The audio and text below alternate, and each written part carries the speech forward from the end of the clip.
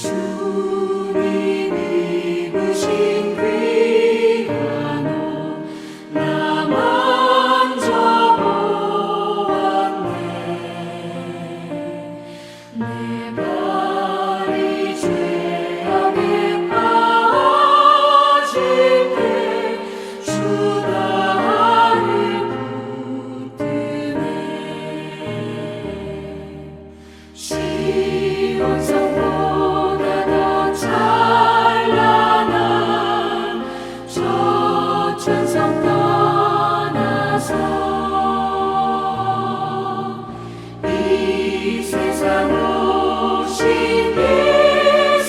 예수님 참 내 구세주. 내 주님 영광의 옷 입고 문 열어주실 때 나 주님 나라에 들어가 영원히 살겠네. 시온 성보다 더 찬란한 저 천상 떠나서 이 세상 오신 예수님 참 내 구세주.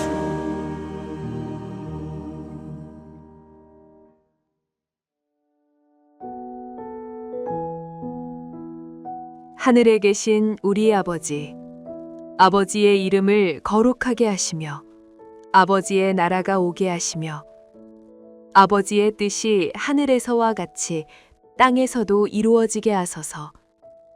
오늘 우리에게 일용할 양식을 주시고 우리가 우리에게 잘못한 사람을 용서하여 준 것 같이 우리 죄를 용서하여 주시고 우리를 시험에 빠지지 않게 하시고 악에서 구하소서. 나라와 권능과 영광이 영원히 아버지의 것입니다. 아멘.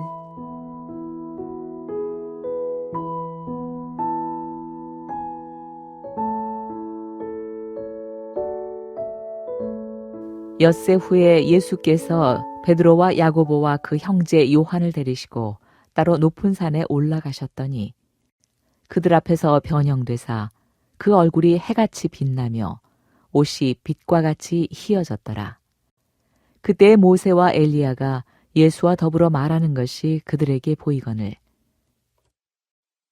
베드로가 예수께 여쭈어 이르되 주여 우리가 여기 있는 것이 좋사오니 만일 주께서 원하시면 내가 여기서 초막 셋을 짓되 하나는 주님을 위하여 하나는 모세를 위하여 하나는 엘리야를 위하여 하리이다.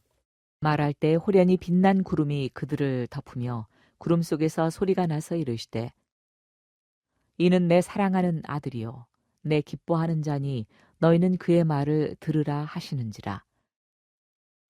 제자들이 듣고 엎드려 심히 두려워하니 예수께서 나와 그들에게 손을 대시며 이르시되 일어나라 두려워하지 말라 하시니 제자들이 눈을 들고 보매 오직 예수 외에는 아무도 보이지 아니하더라.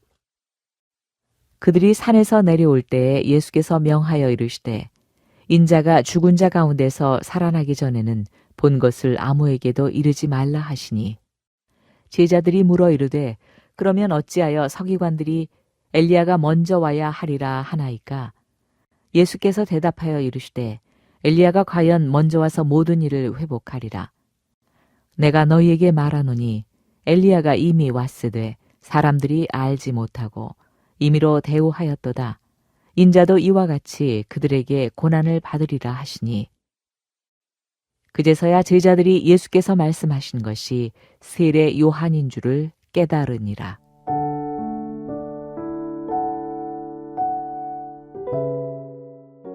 오늘 본문에서 예수님은 베드로, 야고보, 요한을 데리고 높은 산에 올라가십니다. 그곳에서 예수님의 얼굴은 해같이 빛나고 옷은 빛과 같이 휘어지는 굉장히 놀라운 장면이 펼쳐집니다. 그러나 이 영광스러운 산 위의 경험은 곧 끝나버리고 예수님과 제자들은 다시 산 아래의 자리로 내려갑니다. 오늘 본문은 예수님의 영광을 보았던 제자들이 어떻게 살아가야 하는가 이것을 가르쳐 줍니다. 우리는 주님의 영광과 현실의 삶을 어떻게 믿음으로 이어가면서 살아갈 수 있을까 본문을 살펴보겠습니다. 먼저 우리는 예수님의 영광을 기억하며 살아가야 합니다. 높은 산에서 예수님이 변모하신 장면은 그분이 하나님의 영광을 지니신 아들이심을 가르쳐 주는 것이었습니다. 이때 모세와 엘리야가 나타나서 예수님과 더불어 말하는데 율법과 선지자를 대표하는 이 두 인물은 구약 전체가 결국 예수 그리스도 안에서 성취된다는 사실을 보여주는 것입니다.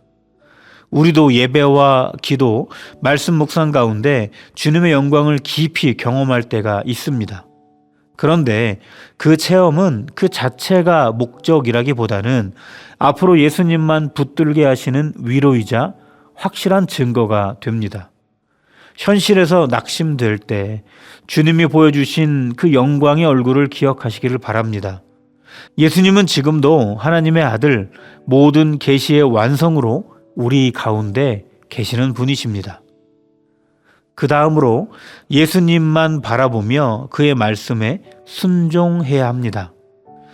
영광스러운 순간을 마주한 베드로는 이곳이 참 좋으니까 초막셋을 짓고 예수님과 모세와 엘리야와 함께 이 산에서 계속 머물자고 제안합니다. 이때 빛난 구름이 그들을 뒤덮고 그 속에서 이는 내 사랑하는 아들이요 내 기뻐하는 자니 너희는 그의 말을 들으라는 하나님의 음성이 들려옵니다.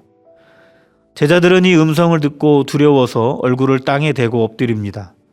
그때 예수님이 다가오셔서 그들을 만지시고 일으켜 세우십니다. 눈을 들어보니까 더 이상 모세도 엘리야도 없고 오직 예수님만 그들과 함께 계셨습니다. 우리 신앙 여정에도 영광스러운 순간들이 많이 있죠. 특별한 은혜를 경험하고 깊은 깨달음을 얻고 눈물로 기도하면서 하나님의 임재를 누릴 때가 많이 있습니다. 그러나 하나님이 바라시는 것은 그 기쁜 순간에 머물러 있는 것이 아니라 이후의 삶에서 예수님의 말씀을 듣고 순종하며 살아내는 것입니다.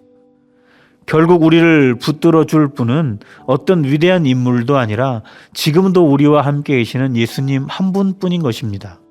두려움과 혼란 속에서도 눈을 들어서 예수님만을 바라보면서 그 말씀에 귀를 기울이시고 그렇게 들은 말씀을 붙잡으며 이 세상을 살아내시기 바랍니다. 마지막으로 영광과 고난을 함께 바라보는 하나님 나라의 백성으로 살아가야 합니다. 산에서 내려오는 길에 예수님은 제자들에게 인자가 죽은 자 가운데서 살아나기 전에는 너희들이 본 것 아무에게도 말하지 말라고 당부하십니다. 사람들이 메시아를 오직 영광과 승리의 주님으로만 이해하고 있기 때문에 십자가와 부활을 통과하기 전에는 이 영광의 비밀을 드러내지 말라는 것입니다. 그리고 구약이 예언한 엘리야에 관해 질문하는 제자들에게 세례 요한이 바로 그 엘리야였다는 것을 알려주셨습니다. 세례 요한은 엘리야의 사명을 따라 회개의 길을 준비했지만 인정받지 못했고 죽임을 당했습니다. 마찬가지로 예수님도 십자가의 길을 걸어가실 것입니다. 세례 요한과 예수님이 걸으신 것처럼 하나님 나라의 길은 영광과 고난이 함께 있는 길입니다. 중요한 것은 고난 자체가 아니라 그 길이 예수님을 따르는 길이냐 아니냐 하는 것입니다. 산 아래의 삶에서 주님의 영광을 따라 살아가는 이 믿음의 성도는 고난의 길도 함께 걸어갈 수 있는 그런 성도입니다. 우리 모두가 그런 성도가 되기를 간절히 소망합니다. 오늘 말씀은 산 위의 영광과 산 아래의 현실을 잇는 믿음의 길을 우리에게 가르쳐 줍니다. 예수님은 제자들에게 자신의 영광을 드러내시면서 그 영광이 고난의 길과 분리될 수 없다는 것을 알려주십니다. 특별한 은혜의 순간만을 붙들고 사는 것이 아니라 그 은혜를 기억하면서 우리의 일상과 고난 속에서 예수님의 말씀을 붙잡고 따라 살아낼 때 우리는 산 위의 영광과 산 아래의 길을 잇는 제자가 됩니다. 예수님의 영광을 바라보고 그의 말씀에 귀 기울이면서 고난을 감내하는 믿음의 사람으로 살아가시는 우리 모두가 되기를 간절히 소망합니다. 기도하겠습니다. 거룩하신 하나님, 새롭게 주신 이 하루 동안 그리스도의 영광을 말씀대로 살아가는 삶으로 드러내며 살게 하여 주시옵소서. 영광과 함께 고난의 길도 걸어야 한다는 것을 잊지 않게 하시고 그리스도의 영광을 늘 기억하면서 우리의 일상을 말씀으로 살아내는 우리 모두가 되게 도와주시옵소서. 모든 말씀 예수님의 이름으로 기도합니다. 아멘. 오늘 나눈 말씀을 가지고 더 깊은 기도로 나아가시길 바랍니다.